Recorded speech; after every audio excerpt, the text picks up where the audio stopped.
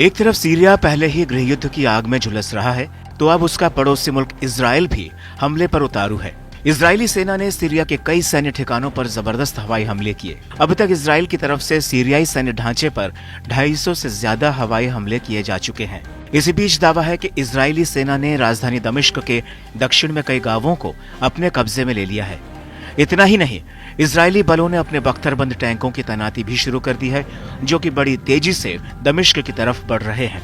IDF ने सीरियाई राजधानी के बाहरी इलाके से लगभग 20 किलोमीटर की दूरी पर अपने टैंकों को तैनात किया है। इजरायली सेना के कब्जे के बाद अब दमिश्क इजरायली सेना की तोपों की रेंज में आ गया है।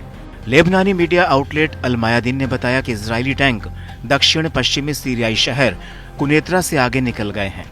इजरायली सैनिकों की मौजूदगी दमिश्क के पास कताना शहर से करीब 3 किलोमीटर दूर पहुंच गई है।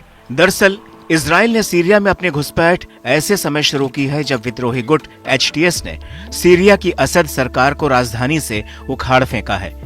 इजराइल के हालिया कदम से इस बात ने जोर पकड़ा है कि तेल अवीव ने सीरिया पर अपना कब्जा बढ़ाने की कोशिश तेज कर दी है।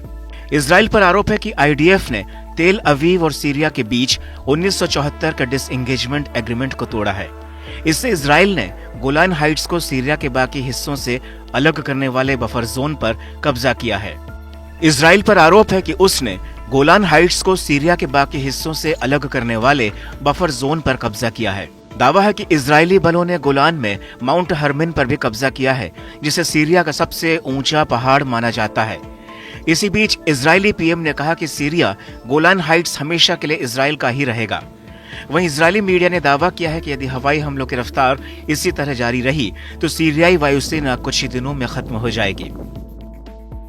डिफेंस एक्सपर्ट्स की माने तो अब इजरायली सेना माउंट हर्मन की चोटी पर जासूसी कर सकेगी, दुश्मन देश के अंदर होने वाली हर एक गतिविधि को जान सकेगी, अपनी पैनी नजर बनाए रखेगी।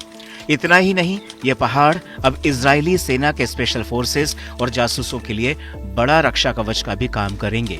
आईडीएफ अब आसानी से सीरिया के अंदर घुस सकेंगे, रात के अंधेरे में किसी भी मिशन को आसानी से अंजाम दे सकेंगे।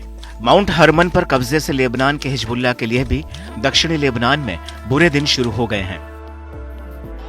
वहीं सीरिया में इजरायली सेना की दखलंदाजी पर अरब देशों ने नेतन्याहू के फैसले की कड़ी निंदा की है। जॉर्डन के विदेश मंत्री ऐमान सफादी ने कहा कि हम इजराइल का विरोध करते हैं। इजराइल ने सीरियाई इलाके में घुसकर बफर जोन पर कब्जा जमा लिया है। इसी तरह सऊदी अरब के विदेश मंत्रालय ने कहा कि गोलान हाइट्स में बफर जोन पर कब्जा करना अंतर्राष्ट्रीय नियमों के खिलाफ है। इजराइल लगातार नियमों की धज्जियां उड़ा रहा है, सीरिया की क्षेत्रीय अखंडता को बहाल करने की संभावनाओं को नुकसान पहुंचा रहा है। उधर यूएन में रूसी राजदूत ने इजरायली कब्जे को अवैध बताते हुए तेल अवीव को निशाने पर लिया।